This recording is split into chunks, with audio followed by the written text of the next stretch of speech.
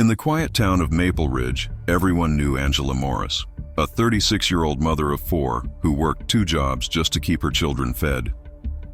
Her days started before sunrise and ended long after the kids were asleep. Despite her struggles, Angela was the kind of woman who always smiled, always offered help, and believed that love could heal broken things. But love was the very thing that destroyed her. After her divorce, Angela met Staddy Lewis, a charming 28-year-old mechanic who swept her off her feet. He was rough around the edges, but his grin and streetwise confidence made her feel young again. He would fix her car for free, show up at her workplace with flowers, and call her my queen. Her family, however, saw something darker. Angie, that man's trouble, warned her sister Lydia one night. He's got a record. You've got kids. Think about them. Angela laughed it off. He's changed, Lyd. He's just misunderstood. But what Angela didn't know was that Staddy was living a double life, one that would soon cost her everything. Across town, there was another woman, Tasha Green, 26, fiery, beautiful, and dangerously possessive. She had been with Staddy long before Angela came along. To her, Staddy wasn't just a man. He was hers. She'd gone through fights, arrests, and poverty with him. When she found out about Angela, she didn't cry. She plotted. Tasha started sending Angela anonymous messages. He's mine. Stay away from Staddy or you'll regret it. You think you can take what's mine? Angela tried to ignore them, but she couldn't shake the fear. She told Staddy, who brushed it off with a smirk. Baby, she's crazy. Don't pay her no mind. You're the one I want. But behind Angela's back, Staddy still saw Tasha. Their relationship had turned toxic, violent even, but neither of them could fully walk away. Angela's mother, Caroline Morris, sensed disaster. I don't like this. Angie, she said, clutching her daughter's hands. That girl, Tasha, she's dangerous. I saw her at the grocery store. She looked me dead in the eye and said, tell your daughter to back off. Angela felt her heart sink. She said that. Yes, please, sweetheart. Leave that man before it's too late. But Angela didn't. She believed that love could fix even the brokenhearted. She didn't know that Tasha was watching her house, following her to work, and calling Staddy in the middle of the night just to taunt him. The tension was building, and everyone around her could feel it. On the night of April 12th, Angela called her sister. If anything ever happens to me, she said quietly, just know that I loved my kids more than anything. And I tried to do what was right. Lydia's voice trembled. What are you talking about? I think she's been outside my house. I heard someone at the window last night. Call the police. Angela laughed nervously. They won't believe me. They'll say it's drama between women. You know how it goes. That was the last real conversation they ever had. The following evening, around 10:45 p.m., neighbors on West Elm Street reported hearing a loud argument outside Angela's home.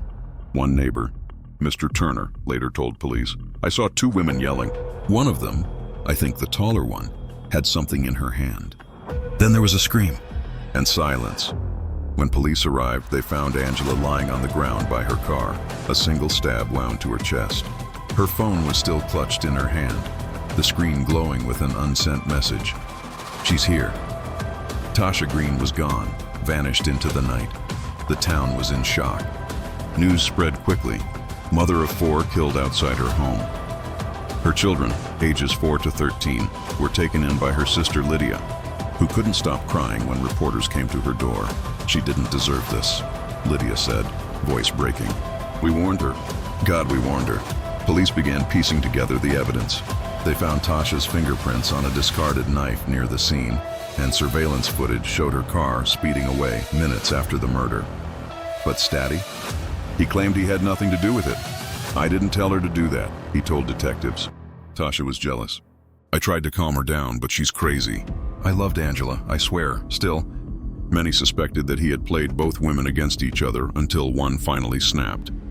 It took 3 weeks for police to track down Tasha.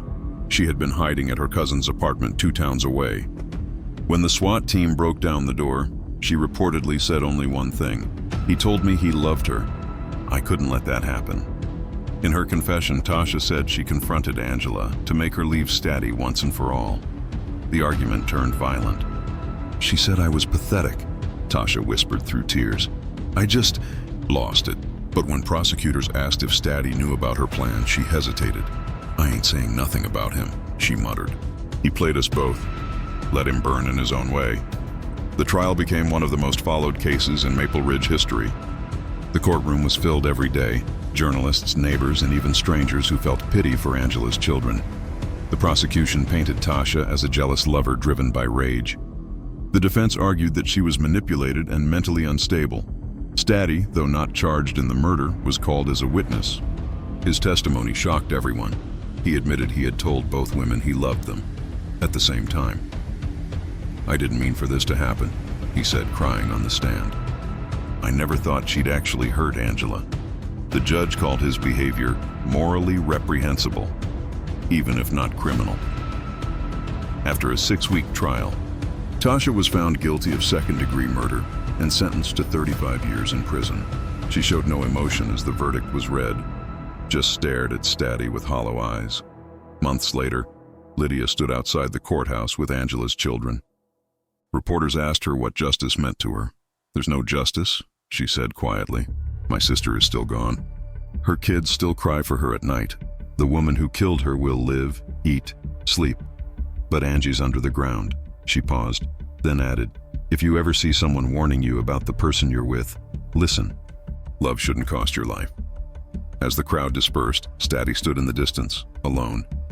His name had become infamous. The man 2 women fought over, until one died. He tried to move on, but guilt followed him everywhere. He couldn't escape the image of Angela's face, the way she smiled, the way she believed in him when no one else did.